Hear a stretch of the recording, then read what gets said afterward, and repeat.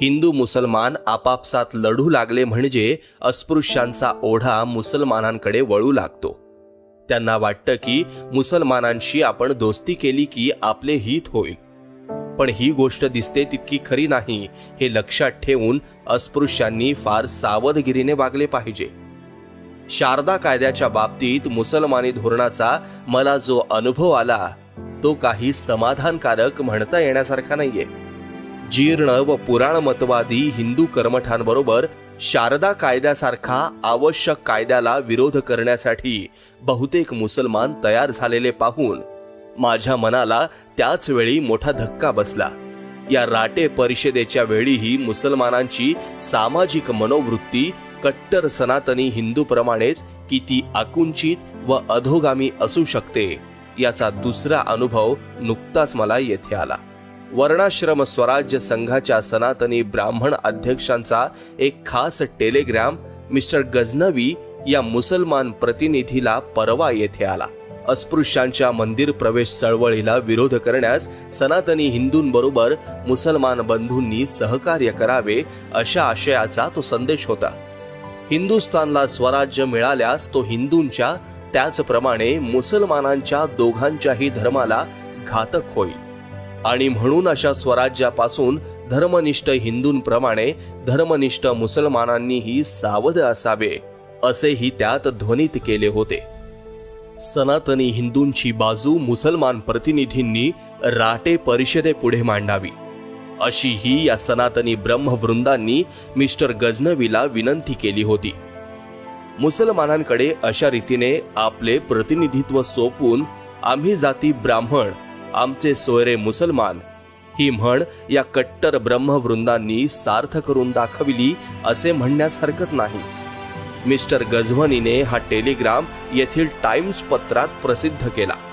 गझवनी सारख्या बंगाली कट्टर मुसलमानाला कट्टर हिंदू समातन्यांनी आपल्या धर्माचे रक्षण करण्यास सांगावे व ते त्यांनी मान्य करावे ही घटना हिंदुस्थानातील सुधारकांनी अवश्य लक्षात घेतली पाहिजे. आपला धर्म संकटात पडतो असे पाहताच त्यांचा जीव वाचविण्यासाठी कट्टर सनातनी हिंदू ब्राह्मण देखील कट्टर यवन उर्फ म्लेच्छांचा धावा करण्यास कसा तत्पर असतो याचे हे एक उत्कृष्ट उदाहरण आहे.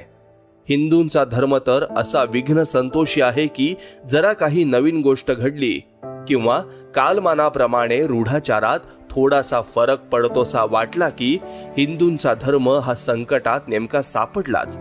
सनातनी हिंदूंप्रमाणे हिंदी मुसलमान देखील एक अजब चीज आहे. सर्व सामाजिक सुधारणेचे त्याला वावडे आहे. हिंदुस्थानातील त्यांचे बंधू समाज क्रांतिवादी बनलेले आहेत. राष्ट्राच्या व मानवी जीवनाच्या स्वाभाविक प्रगतीला अडथळा करणाऱ्या सर्व जुन्या चालीरीतींचा मुसफा कमाल पाशा सारख्या मुसलमान देशभक्ताने धुव्वा उडवून दिलाय. कमाल पाशाबद्दल मला मोठा आदर वाटतो व आपलेपणा वाटतो. पण हिंदी मुसलमानांना शौकत अली सारख्या देशभक्त व राष्ट्रीय मुसलमानांना देखील कमाल पाशा व अमानुल्ला आवडत नाहीत. कारण ते सुधारक आहेत आणि हिंदी मुसलमानांच्या धार्मिक दृष्टीला सुधारणा तर महत्पाप वाटते. मी डी व्हेलोराच्या सूचनेप्रमाणे बादशहाने आयर्लंडच्या गव्हर्नर जनरलच्या जागी ज्या गृहस्थाची नेमणूक केली हे ते गृहस्थ यापूर्वी एक दुकानदार होते. असा हा लहानसा दुकानदार आयर्लंडच्या गव्हर्नर जनरल पदावर आरूढ होईल अशी कोणाला कल्पना तरी येऊ शकेल काय? स्वराज्याकरिता झगडणाऱ्या आयरिश लोकांविषयी काही टिळकांना मोठे कौतुक व आदर वाटे म्हणतात.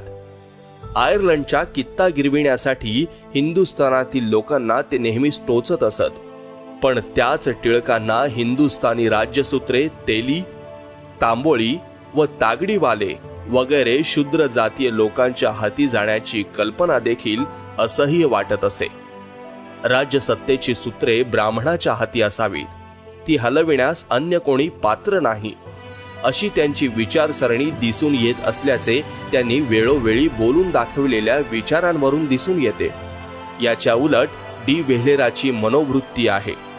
तेली, तांबोळी व तागडीवाल्यांचा उपहास करण्याऐवजी तागडीवाल्याला त्याने आपल्या स्वराज्यातील सर्वात मोठ्या अशा बहुमानाच्या जागेवर नेऊन बसवले. आपले हिंदी देशभक्त व लोकनायक आणि आयरिक देशभक्त पुढारी यांच्या मनोवृत्तीत असा एक मोठा फरक आहे. येरवडा जेलमधून प्रसिद्ध होणारी गांधीजींची पत्रके मी वाचित असतो. डेली हेरॉल्ड या एका मजूर पक्षीय पत्राखेरीज गांधीजींचे नाव सुद्धा येथील इंग्लिश पत्रे आजकाल छापित नाहीत. रत्नागिरीच्या पटवर्धनांसाठी गांधीजींनी उपवास केला असे मी डेली हेरॉल्डमध्ये वाचले होते. माझ्या मते या बाबतीत गांधीजींचे करणे अगदी सर्वस्वी रास्त असून सरकारचे धोरण सर्वस्वी चुकीचे आहे. श्री पटवर्धनांच्या इच्छेप्रमाणे सरकारचे त्यांना भंग्याचे काम करू द्यावयास पाहिजे होते. त्यांना मनाई करण्याचे सरकारला मुळीच कारण नव्हते.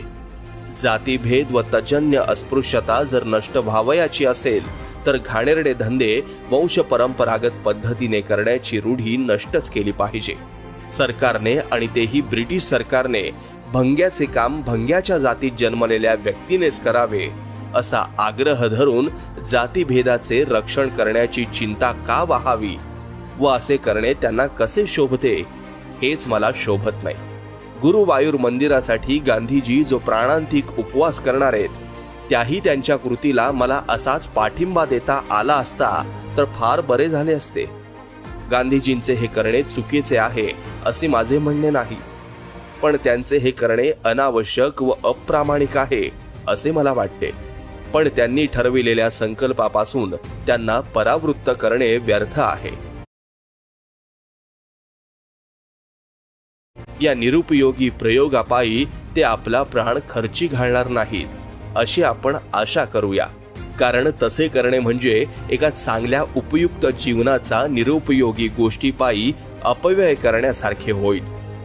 गुरुवायूरच्या बाबतीत लोकमतावर व प्रचलित कायद्यावर त्यांनी आपल्या संकल्पाची ठेवल्याचे ऐकून जरा हायसे वाटले. अंतरात्म्याच्या अंतस्थ प्रेरणेचाच प्रथम जाहीर केल्याप्रमाणे त्यांनी जर आधार घेतला असता तर मग त्यांच्या संकल्पाचे स्वरूप परिणामाच्या दृष्टीने अधिक धोक्याचे व चिंताजनक झाले असते. 6 डिसेंबरच्या मँचेस्टर गार्डियन पत्रात प्रसिद्ध झालेले व्यंगचित्र मोठे मजेदार व उद्बोधक आहे. या चित्रात हिंदुस्थानचे सध्या व्हाईसरॉय लॉर्ड विलिंग्डन यांनी उपोषण केले असून ग्लानी येऊन ते कॉटवर पडल्याचे दाखविले आहेत.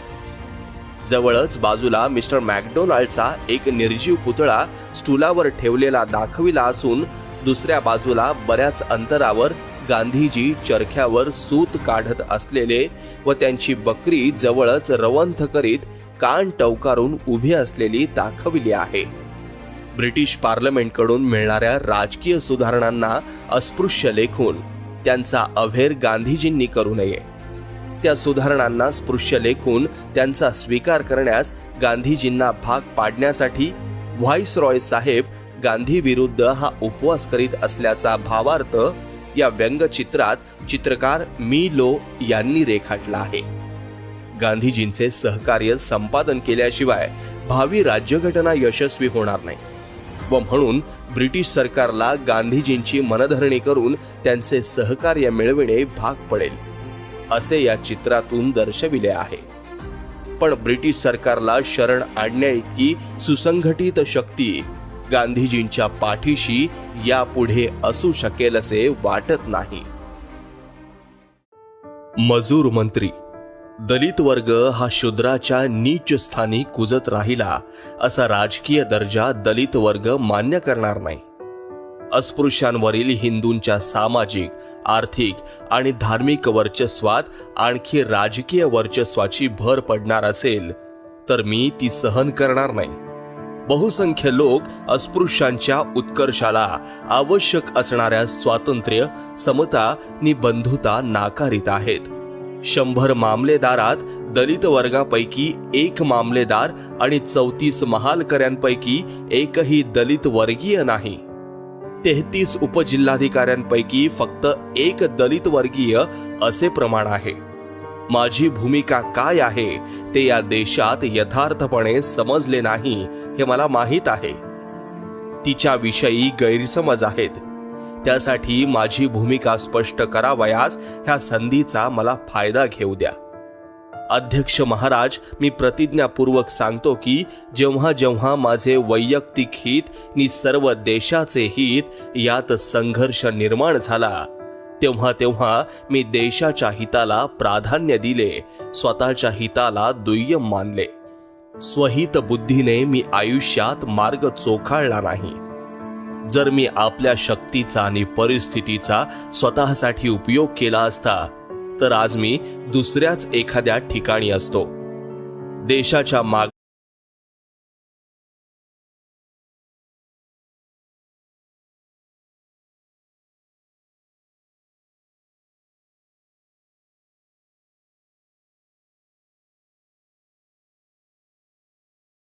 मागण्यांचा जेव्हा जेव्हा प्रश्न आला तेव्हा तेव्हा मी इतरांच्या पाठीमागे तसूभरही नव्हतो. याविषयी गोलमेज परिषदेतील त्यावेळचे माझे सहकारी माझ्या म्हणण्याला पुष्टी देतील अशी माझी खात्री आहे. गोलमेज परिषदेतील ब्रिटिश मुत्सद्दी तर माझा पवित्रा पाहून तर गोंधळूनच गेले होते. त्यांच्या मताप्रमाणे गोलमेज परिषदेत नको ते प्रश्न विचारणारा मी एक भयंकर कारटा ठरलो होतो.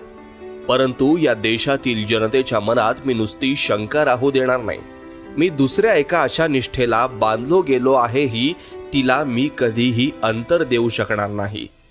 ती निष्ठा म्हणजे माझा अस्पृश्य वर्ग. ज्यांच्यात मी जन्मास आलो त्यांचा मी आहे. जीवात जीव असेपर्यंत मी त्यांना अंतर देणार नाही. यास्तव या विधिमंडळाला मी दृढ निश्चयपूर्वक सांगतो की जेव्हा अस्पृश्यांचे हित व देशाचे हित यामध्ये संघर्ष निर्माण होईल त्यावेळी माझ्यापुरते मी सांगतो की अस्पृश्यांच्या हितालाच प्राधान्य देईल. जी छळ करणारी बहुसंख्याक जमात आहे ती देशाच्या नावाने बोलत असली तरी तिला मी पाठिंबा देणार नाही. ही माझी भूमिका प्रत्येकाने आणि प्रत्येक ठिकाणी समजून घ्यावी. देशाचे हित आधी का माझे हित आधी, तर मी देशाचे हित आधी पाहीन. तसेच माझ्या समाजाचे हित की देशाचे हित आधी असा प्रश्न जेव्हा उपस्थित होईल तेव्हा मी अस्पृश्य वर्गाच्या हिताच्या बाजूने उभा राहीन. उद्यापासून मी माझ्या नव्या ऑफिसची जबाबदारी स्वीकारणार आहे. म्हणून माझ्या मागील 20 वर्षांच्या मुख्यत्यार पदाचा हिशेब सादर केला. मुसलमान आणि अस्पृश्य हे जरी अल्पसंख्याक समजले जात असले तरी त्यांच्या परिस्थितीत भक्कम अंतर आहे हे स्पष्ट केलेच पाहिजे. आमच्या जातीच्या मानाने मुसलमान जात अत्यंत श्रीमंत आहे. ब्रिटिश येईपर्यंत ते या देशाचे राज्यकर्ते होते. अशा तऱ्हेच्या त्यांच्या मागे उच्च दर्जा आहे व आमच्यापेक्षा त्यांची कितीतरी प्रगती अधिक झालेली आहे. शेकडो वर्षापासून आमची पिळवणूक झालेली आहे. आत्यंतिक दारिद्र्य ही आमची आर्थिक स्थिती आहे. केवळ लोकसंख्येवरून आमची तुलना आपण मुसलमानांशी करू शकत नाही. पूर्णतः आपल्याच प्रयत्नावर सुरुवातीपासून अवलंबून राहून आम्हाला कार्य केले पाहिजे. आम्हाला आपल्या जातीचा उद्धार करायचा आहे. माझ्या या नवीन नेमणुकीमुळे ही माझी जबाबदारी मला दुसऱ्यांच्या खांद्यावर सोपवावी लागत आहे.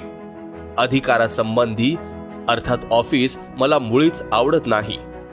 मी चांगला सुरळीत होतो. साध्या डॉक्टर आंबेडकरांमध्ये आणि माननीय आंबेडकरांमध्ये काही फरक आहे असे मला वाटत नाही. माझ्या नेमणुकीसंबंधी अधिक महत्त्वाचे मला वाटते ते हे की गव्हर्नर जनरलच्या एक्झिक्युटिव्ह काउन्सिलवर दलित वर्गाच्या प्रतिनिधीसाठी एक जागा ठेवलीच पाहिजे अशी आता रूढी स्थिर झालेली आहे. ब्राह्मणशाहीला हा प्राणघातक ठोस आहे. माझ्या नेमणुकीचे हे महत्त्व आहे. अशा तऱ्हेचा प्रघात पडणे ब्राह्मणशाहीला मुळीच पथ्यकारक नाही.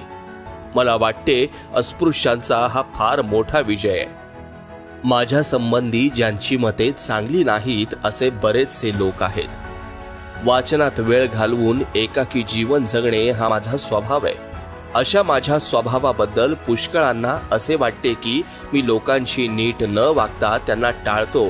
याचा हा पुरावाच आहे.